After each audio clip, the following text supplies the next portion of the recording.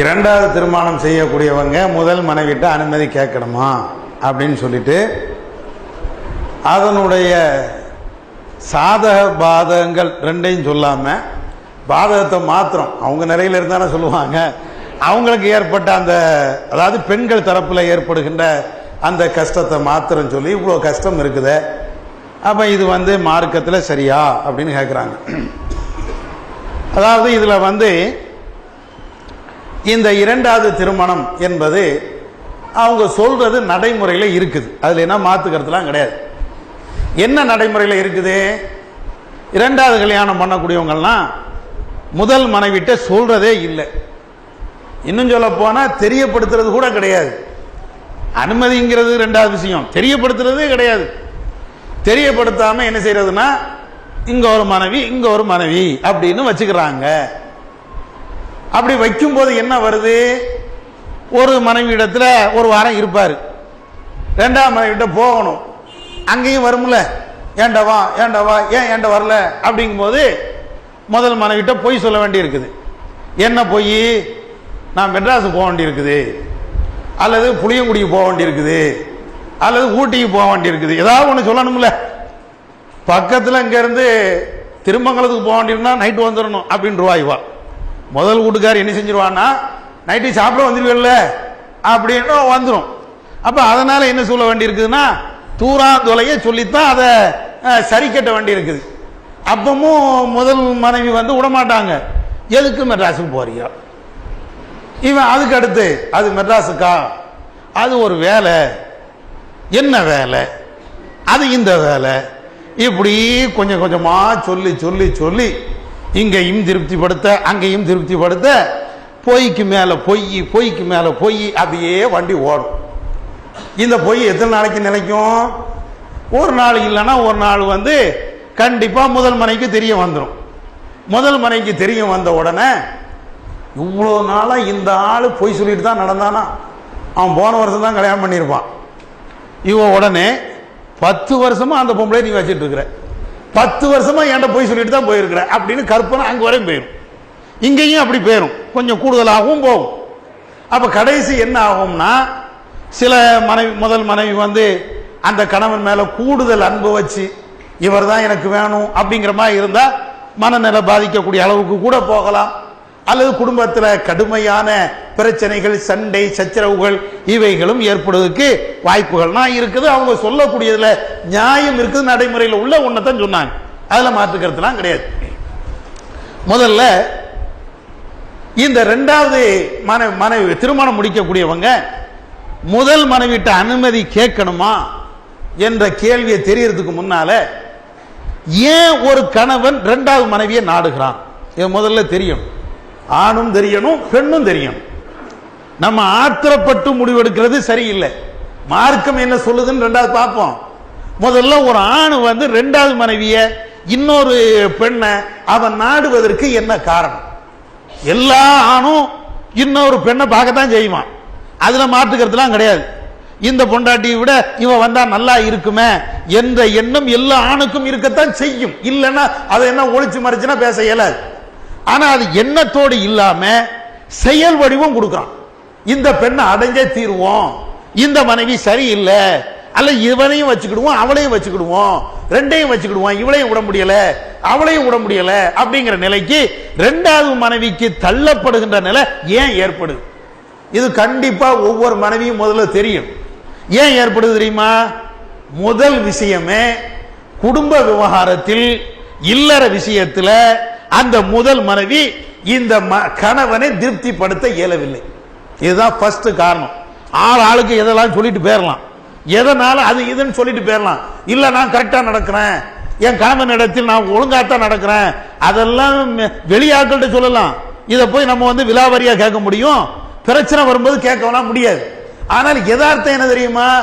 முதல் மனைவியை விட்டு அந்த மனைவி விட்டு ஒரு கணவன் பிரிந்து போகிறான் என்றால் முதல் காரணமே அவர்களுக்கு மத்தியில இல்லற உறவு சரியாக இல்லை. ஏதாவது காரணம் இருக்கலாம், ஏதோ வேறு வேறு காரணங்கள் கூட இருக்கலாம், ஏதோ சம்திங் ராங். அப்ப என்ன செய்வான்? இந்த மனைவி தேவை, இந்த மனைவி சரியில்லைன்னு நினைக்கிறான், இந்த மனைவி காணலன்னு நினைக்கிறான், இந்த மனைவி காணல நினைக்கும் போது, ஒருத்தி நம்மளுக்கு சரியில்லை நினைக்கும் போது இன்னொன்னு. இதை இன்னொரு உதாரணத்து மூலமா உங்களுக்கு புரிய வைக்கிறதா இருந்தா, சாதாரணமா ஆணா இருந்தாலும் பெண்ணா இருந்தாலும் வயிற்று பசி இருக்குது இல்ல, வயிற்று பசியா இருக்கும்போது நீங்க உங்க வீட்டில் நல்ல பிரியாணி கொடுத்துட்டீங்க, நல்ல சாப்பாடு கொடுத்துட்டீங்க, நல்ல மூக்கு முட்டை தின்னுட்டான். மூக்கு முட்டை தின்னதுக்கு பின்னால அடுத்த வீட்டில் வேற என்னத்தை கொடுத்தாலும் சாப்பிடுவானா? வேற எதை கொடுக்கட்டுமே? பிரியாணியை விட உயர்ந்த ஒரு சாப்பாடே கொடுக்கட்டுமே, அவன் சாப்பிட போறான்? இல்லங்க சாப்பிட மாட்டேன், நாளைக்கு வேணா பார்த்துக்கிடுவோம். இப்படிதான் சொல்லுவான். ஏன்?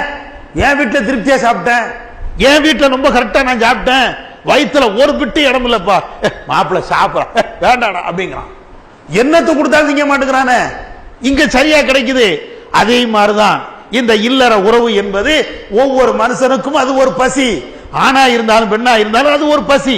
அப்ப இவனுக்கு இவனுடைய பசிக்கு தேவை அங்க இல்ல அப்படின்னு வரும்போதுதான் அவன் இன்னொரு பெண்ணை அவன் ஏறெடுத்து பார்க்கிறான்.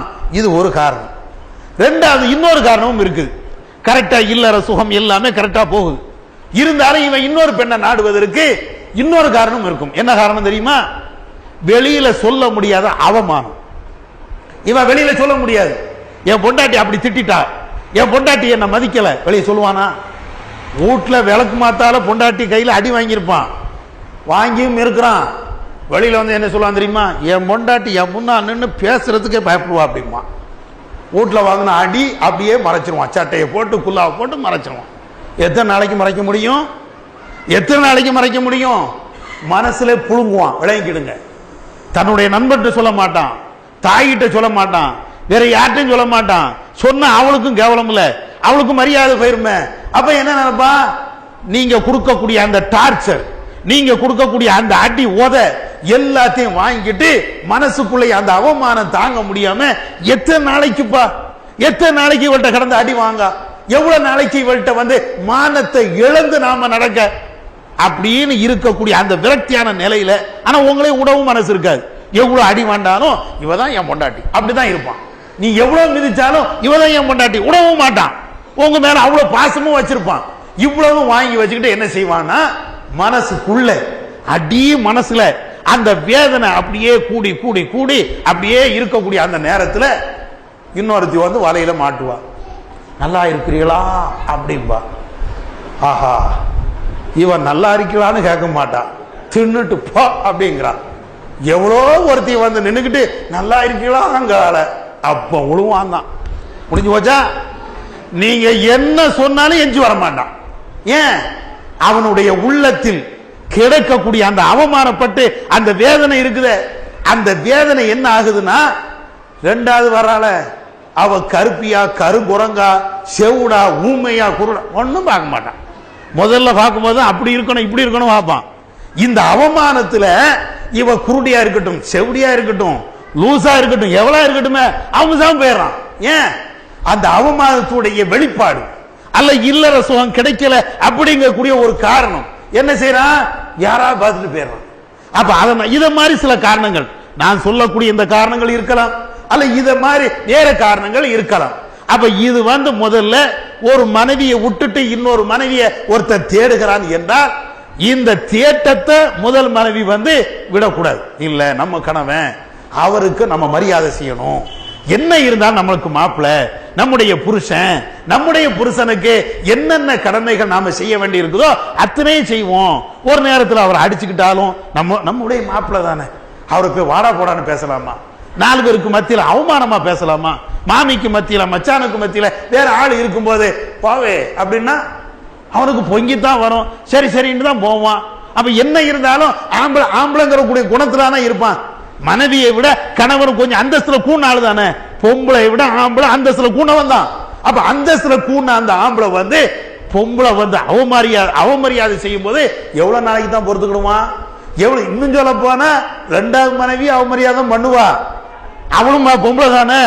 ஆனாலும் இதுவா அதுவானா அது அவனுக்கு பெருசா தெரியுது. சரி போனா போட்டுமா நினைக்கிறான். இதுக்கு வழிவகுத்துற கூடாது. அப்ப அதனால இந்த 2வது மனைவியை தேடக்கூடிய வழியை முதல் மனைவிக்காரி முதல்ல விடக்கூடாது. அதை நீங்க கரெக்டா வச்சுக்கிடுங்க. எல்லா விதத்திலையும் அந்த கணவனை நீங்க அரவணைச்சு பாருங்க, அந்த கணவனோடு நீங்க இருந்து பாருங்க.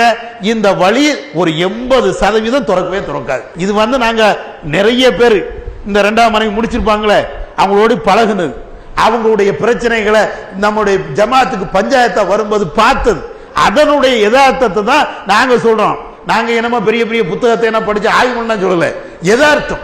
நாங்க நிறைய விஷயங்களை இந்த ஜமாத்துல அணுகி இருப்போம்ல, வந்திருப்பாங்கல்ல, இந்த பிரச்சனையை கொண்டு வந்திருப்பாங்கல்ல, பஞ்சாயத்தை நாங்க நடத்திருப்போம்ல, அதுல கிடைத்த கருத்தை தான் உங்களுக்கு மத்தியில சொல்றோம். இது அல்லாம வேறு ஒரு காரணத்துக்காக போகலாம். முதல் மனைவி அன்பாக இருந்திருக்கலாம், இல்லற சுகத்துல கரெக்டா இருந்திருக்கலாம், கண்ணியமா நடந்திருக்கலாம். இருந்தாலும் இவன் இன்னொரு மனைவியும் தேடத்தான் செய்வான். அப்படி தேடி போகின்ற பொழுது முதல் மனைவிட்ட அனுமதி வாங்கணுமா? அனுமதி வாங்கணும், அனுமதி கொடுக்கணும் என்ற டாபிக் கிடையாது, அது மூலம் விளங்கிக்கிடுங்க. ஆனால் முதல் மனைவியிடத்தில் தெரியப்படுத்தித்தான் ஆகணும். கண்டிப்பாக முதல் மனைவியிடத்தில் தெரியப்படுத்தாம இரண்டாவது திருமணம் செய்யக்கூடாது. ஏன் செய்யக்கூடாது? அல்லாஹ் திருக்குர்ஆன்ல சொல்லி காட்டுகிறான், வஅஹதுன மின்கும் மீசாக்கன் கலீலா, அவர்கள் உங்க இடத்துல ஒரு உடன்படிக்கையை செய்திருக்கிறார்கள், கடுமையான ஒரு உடன்படிக்கை செய்திருக்கிறார். யாரு? மனைவிகளை பற்றி அல்லாஹ் திருக்குர்ஆன்ல சொல்றான். கணவன் மனைவி ரெண்டு பேருக்கு மத்தியில என்ன விவகாரம்னா, சும்மா சாதாரண ஒப்பந்தம் இல்லை, ஒரு கடுமையான ஒரு ஒப்பந்தத்தை போட்டுதான் ரெண்டு பேருமே வாழ்றோம். கணவனும் மனைவிக்கு மத்தியில ரெண்டு பேருமே ஒரு ஒப்பந்தம் போட்டுருக்கோம். அப்ப ஒப்பந்தம் என்பது நான் உனக்கு மனைவி, நீ எனக்கு கணவன், இப்படி போட்டு அதான திருமணங்கிறது. திருமணம்ங்கிறது இந்த ஒப்பந்தம் போட்டு வச்சிருக்கிறோம்.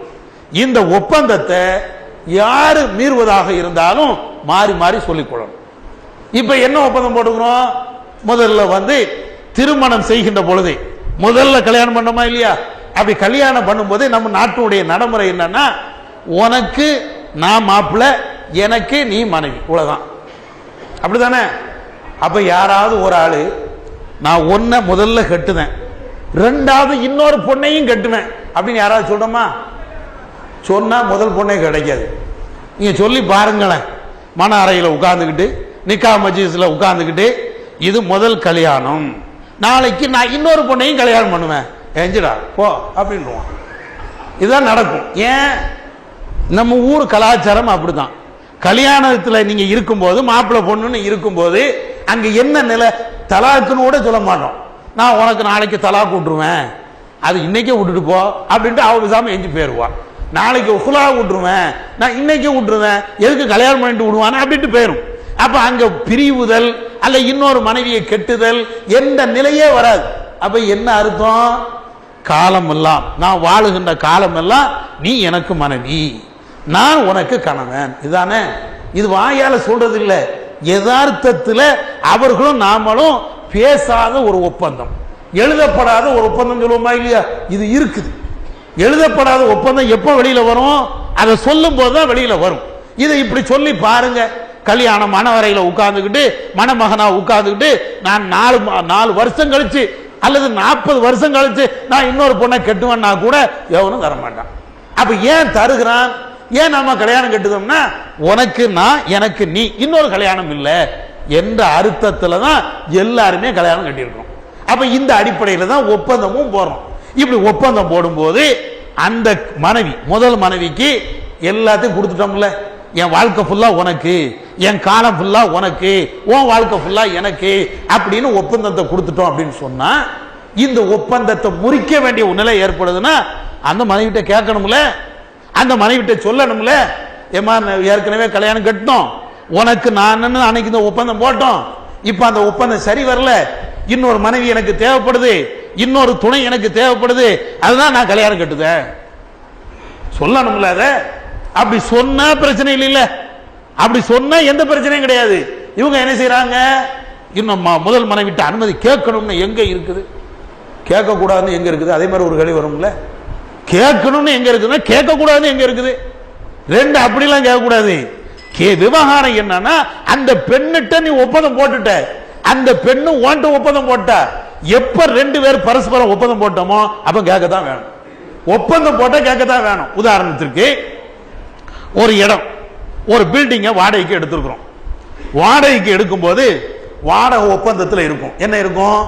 இந்த பில்டிங்கை இடிப்பதாக இருந்தால், மராமத்து வேலை செய்வதாக இருந்தால் என்னிடத்தில் கேட்காமல் எதுவும் செய்யக்கூடாது அப்படின்னு ஒப்பந்தம் போட்டிருக்கிறோம். இப்படி ஒப்பந்தம் போட்டிருக்கும் போது வாடகைக்கு நாம குடியிருந்துட்டோம். குடியிருந்ததுக்கு பின்னால நான் பேசாம ஷீட்டை கழட்டுது, அந்த தூணை இடிக்கிறது, இந்த செவத்தை இடிக்கிறது, எல்லாம் இடிச்சிட்டு இருக்கும்போது ஓனர் வாரம். ஓனர் வந்து ஏப்பா இடிச்ச? ஒப்பந்தத்தில் ஓண்ட கேட்டு தான் இடிக்கணும் எங்க இருக்குது? இருந்தாலும் இந்த தேதியில இத்தனாம் தேதியில ஓண்ட கேட்கணும் சட்டம் இருக்குதா அப்படின்னு கேட்கலாமா? அதான் ஒப்பந்தம். ஒப்பந்தமே அதானப்பா. ஒரு வாடகை வீடு எடுத்தால் ஒரு இடத்தை அடுத்தவனுடைய இடத்தை நாம எடுத்துட்டா அதுதானே ஒப்பந்தம். அப்ப கேட்கணும் கேட்க கூடாதுன்னு என்ன இருக்குது? கேட்கத்தான் வேணும். இதே மாதிரிதான் கணவன் மனைவிக்கு மத்தியில நாம ஒரு ஒப்பந்தம் போட்டு வச்சிருக்கிறோம். ஒப்பந்தம் போட்டு இருக்கும்போது ரெண்டு பேருக்கு மத்தியில ஒப்பந்தத்தை முறிக்கிறதா இருந்தா பரஸ்பரம் பேசத்தான் வேணும். உன்னோடு சேர்ந்து என்னால வாழ முடியல, அல்லது சுகத்தை அனுபவிக்க முடியல, அல்லது உன்னுடைய நடவடிக்கை சரியில்லை, அதனால நான் இன்னொரு கல்யாணத்தை முடிக்கிறேன், அல்லது வேற ஏதாவது காரணம், அல்லது காரணமே இல்லை, எனக்கு இன்னொரு மனைவி வேணும், பேசு. அப்படி பேசித்தான் முடிக்கணுமே தவிர திருட்டு கல்யாணம் மார்க்கத்தில் அனுமதி இல்லை. திருட்டு கல்யாணம் எதை சொல்றேன்? இந்த முதல் மனைவியை வச்சுக்கிட்டு முதல் எல்லாத்தையும் செஞ்சுக்கிட்டு ரெண்டாவது கல்யாணம் அவளுக்கு தெரியாம செய்யறது மார்க்க அடிப்படையில் அது சரி கிடையாது. மார்க்க அடிப்படையில் முதல் மனைவிட்ட கேட்டுதான் முதல் மனைவியுடைய அதாவது அவங்கள்ட்ட எல்லாத்தையும் சொல்லித்தான் ரெண்டாவது கல்யாணம் கட்டணுமே தவிர முதல் மனைவிக்கு தெரியாம செய்வது பெரிய தப்பு. இன்னும் சொல்ல போனா இது எதுல கொண்டு போய் விடும் தெரியுமா? கல்யாணம் தெரியாம பண்ணிட்டோம், முதல் மனைவிக்கு தெரியாம ரெண்டாவது கல்யாணத்தை பண்ணிட்டோம். முதல் மனைவிக்கு 2 பிள்ளை, ரெண்டாவது மனைவிக்கு 2 பிள்ளை. திடீர்னு மண்டையை போட்டோம், சொத்து இருக்குது. என்ன செய்விய? சொத்துங்கிறது எப்போ பங்கு வைக்கணும்? இறந்ததுக்கு பின்னால தான் பங்கு வைக்கணும். இப்ப நான் இருக்கிறேன், எனக்கு சொத்து இருக்குது அப்படின்னு சொன்னா 2 மனைவி இருக்கிறாங்க. 2 மனைவியும் ஒரு மனைவி தான் நான் சட்டப்படி எல்லாத்துக்கும் தெரிஞ்சு கல்யாணம் பண்ணியிருக்கிறேன், இன்னொரு மனைவியே தெரியாம தான் நான் கல்யாணம் பண்ணியிருக்கிறேன். அப்ப நான் இறந்துட்டேன்னா என் சொத்தை எப்படி பங்கு வைக்கிறது? முதல் மனைவி வருவா, நான் சட்டப்படி எல்லாத்துக்கும் தெரிஞ்சு ஊர் ஜமாத்து எல்லாத்துக்கும் தெரிஞ்சு என்ன நீங்க கல்யாணம் பண்ணி வச்சீங்க, எனக்கு 2 பிள்ளை, சொத்தை ஃபுல்லா எனக்கு தாங்க. ரெண்டாவது மனைவி ஓடி வருவா, நான் தான் அவருக்கு பொண்டாட்டி, எனக்கு 2 பிள்ளை இருக்குது. ஜமாத்து என்ன செய்யும்? நீங்க தான் என்ன செய்வீங்க? கோர்ட்டுக்கு போனா என்ன செய்வீங்க? அந்த பிள்ளைக்கு என்ன வழி? அப்ப என்ன நிலை? அப்ப அந்த பிள்ளைக்கு இவனுக்கு பிறந்த பிள்ளை தானே, இவனுக்கு பிறந்த பிள்ளை அனாதையா நிக்கணுமா? இவனுக்கு வாக்கப்பட்ட அல்லது திருமணம் செய்து கொடுக்கப்பட்ட அந்த பெண்ணு மாப்பிள்ளை இறந்த உடனே நடு ரோட்ல நிக்கணுமா? சொத்துல உரிமை கிடையாது. சொத்துல எப்ப உரிமை கிடைக்கும்? முறையாக தெரிஞ்சா தானங்க கொடுப்பீங்க. முறையா தெரிஞ்சா தானே அந்த பெண்ணுக்கு முதல் மனைவிக்கு தெரிஞ்சா தானே கொடுக்க முடியும். முதல் மனைவிக்கு தெரியுதுன்னு வைங்களேன், என் கணவனுக்கு 2 மனைவி, எனக்கு 2 பிள்ளை, ரெண்டாம் மனைவிக்கு 2 பிள்ளை, என் பிள்ளைக்கு கொடுத்த மாதிரி அந்த பிள்ளைக்கும் கொடுங்க. என் கணவனுக்கு உடைய சொத்து எனக்கு எப்படி வருமோ அதே மாதிரி ரெண்டாம் மனைவி, அப்பதானே வரும், அப்பதானே பிரச்சனை தீர்க்க முடியும். தெரியலன்னா சொத்தை எப்படி பங்கு வைக்கிறது? மார்க்க சட்டத்தை நடைமுறைப்படுத்த முடியாத நிலை ஏற்படுமே. அதுக்கு அடுத்து பிள்ளைகளை வளர்க்கறதுல பிரச்சனை வருமே. இந்த மனைவிட்ட 2 நாள் தங்கினா அந்த மனைவிட்ட 2 நாள் தங்கணுமே. இந்த மனைவியுடைய பிள்ளைகளுக்கு நீ என்னென்ன வாங்கி கொடுக்குறியோ அதே மாதிரி அந்த மனைவியுடைய பிள்ளைகளுக்கு நீ வாங்கி கொடுக்கணுமே. பிள்ளைகளுக்கு மத்தியில பாரபட்சம் காட்டக்கூடாது. அப்ப இதெல்லாம் இருக்குது. அப்ப இது எல்லாம் தெரிஞ்சாதான் கரெக்டா செய்ய முடியும். இது எல்லாம் கரெக்டா தெரிஞ்சு முறையாக நடந்தா தான் செய்ய முடியும். அதனால முதல் மனைவியோடு அந்த திருமணம் ரெண்டாவது கல்யாணம் செய்யறதா இருந்தா மார்க்கத்தில் அனுமதிக்கப்பட்ட ஒண்ணுதான். அது முதல் மனைவியோடு பேசி அது ஒரு முடிவு எடுத்து செய்ததுதான் மார்க்கத்தினுடைய சட்டத்தின் அடிப்படையில் நடந்தது அப்படின்னு ஆகுமே தவிர அது தெரியாதனமாக யாருக்கும் தெரியாம ஏதாவது ஒரு காட்டில் போய் திருமணம் பண்ணிக்கிட்டு வேற எங்கேயாவது கொண்டு வச்சுக்கிட்டு பொய்க்கு மேல பொய் சொல்றது அல்லது முதல் மனைவிக்கு துரோகம் பண்றது இது மார்க்கத்தில் உகந்த ஒரு செயல் அல்ல. இதை நாம புரிந்து நடைமுறைப்படுத்த வேண்டும்.